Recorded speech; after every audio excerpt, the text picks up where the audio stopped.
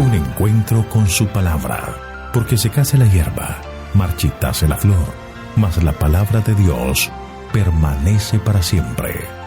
Con ustedes, el doctor José Ricardo Arias Quintero.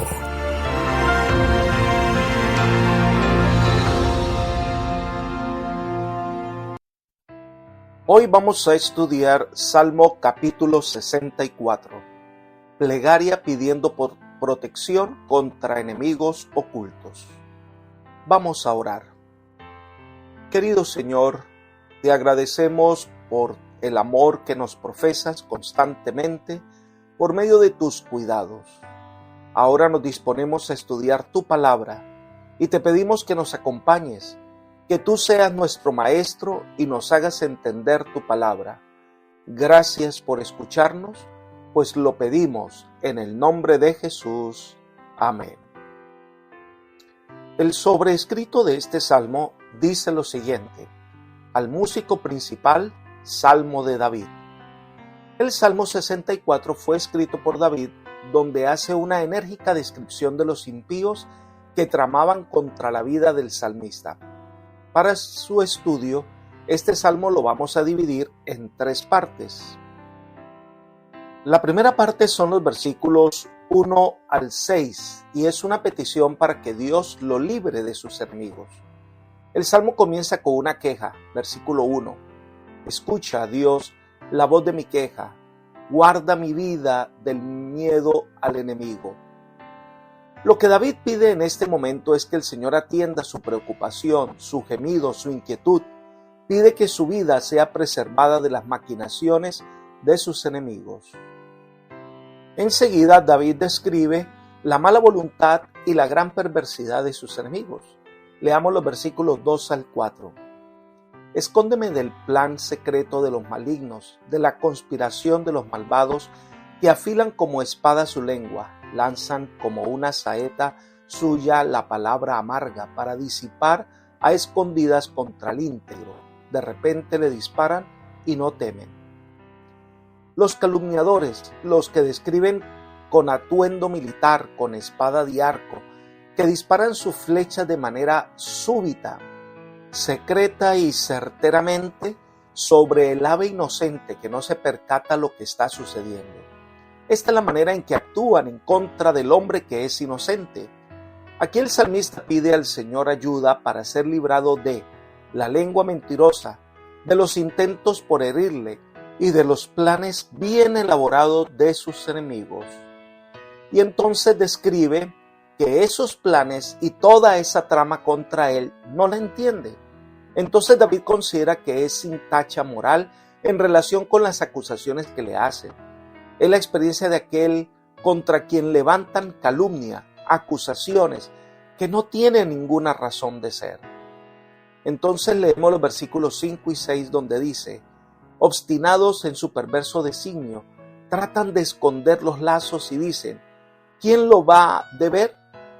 Planean maldades, hacen una investigación exacta, el íntimo pensamiento de cada uno de ellos, así como su corazón es profundo. Los enemigos de David están obstinados en llevar adelante sus planes, ya que han investigado, han indagado, tiene planes que son bien elaborados, y estos planes secretos que ellos traman piensan que nadie los ve. Pero hay un Dios, juez justo, que todo lo ve, todo lo entiende, nada está oculto para él. Por eso el salmista pone su confianza en Dios, quien destruye los planes del enemigo. La segunda parte del Salmo son los versículos 7 al 9, donde el salmista expresa su confianza y gratitud por la destrucción de los malvados. En el versículo 7 leemos: pero Dios los herirá con saeta, de repente llegarán sus plagas.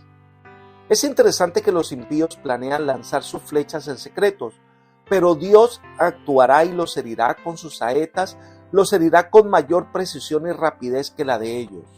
El salmista se muestra confiado en que Dios vindicará su causa, lo declarará inocente. Es más, Dios peleará por él. Se cuenta que no se trata de defenderse, de mostrarse inocente, sino de confiar en Dios. de esperar que Él sea nuestro vindicador, nuestro abogado. Los papeles se invierten entonces. En vez de que los enemigos lancen saetas o flechas contra el salmista, es Dios quien los herirá con sus saetas divinas. Sigamos con el versículo 8. Sus propias lenguas los harán caer, se espantarán todos los que los vean. Los planes, las calumnias serán contra ellos, y todo lo que los enemigos planearon serán destruidos por el Señor. A los que les gusta maldecir, les será maldición. A veces la maldad oculta de los hombres sale a la luz pública, porque ellos mismos la confiesan y entonces su propia lengua los hace caer. Entonces alaba a Dios por esa bondad, porque aunque no ha pasado, tiene la certeza que así sucederá. Versículo 9. Temerán entonces todos los hombres y anunciarán la obra de Dios y entenderán sus hechos. En la situación actual de David, al escribir el Salmo, muchos se preguntarán, ¿por qué le pasa eso a este hombre? A lo mejor algún mal habrá hecho. David tiene que huir de sus enemigos, esconderse en el desierto, sufrir una persecución que es injusta. Sus acusaciones que le hacen los enemigos son falsas. Pareciera que el enemigo triunfará. Pero David ha colocado su confianza en el Dios que libera a sus hijos fieles. Él se encargará de defenderlo y al final todos llegan a tener las pruebas claras que Dios libra a sus hijos de las maquinaciones de los impíos. Finalmente llegamos al versículo 10. Termina con una estrofa para infundir aliento. Leamos. Se alegrará el justo en Jehová y confiará en él. Se gloriarán todos los rectos de corazón. La alegría, la felicidad del Hijo de Dios está en Dios. En Él confía, en Él será vencedor. Por eso alaba con todo su corazón al Dios amoroso que guía su vida. Apreciado amigo y hermano, Jesús dijo en cierta ocasión, los hijos de este siglo son más sagaces en el trato con sus semejantes que los hijos de luz. Esto está en Lucas 16:8. Los planes que hacen las personas malas son bien elaborados, son muy detallados y minuciosos. Nosotros a veces somos muy confiados en nuestros planes de evangelismo y a veces son tan sencillos, a veces ni hemos investigado, a veces solo montamos un buen programa y ya. Creo que debemos esforzarnos más porque nuestros planes sean mejores que los planes de los malvados. Este sencillo y corto salmo nos muestra la realidad de aquel que pasa por momentos de suprema angustia cuando somos o cuando es acusado sin razón.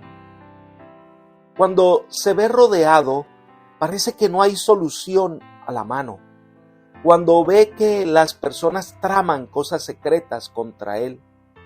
El llamado de este salmo es: confía tu camino al Señor, que Él se encargará de enderezar tu vida. Se encargará de hacerte llegar a un lugar seguro.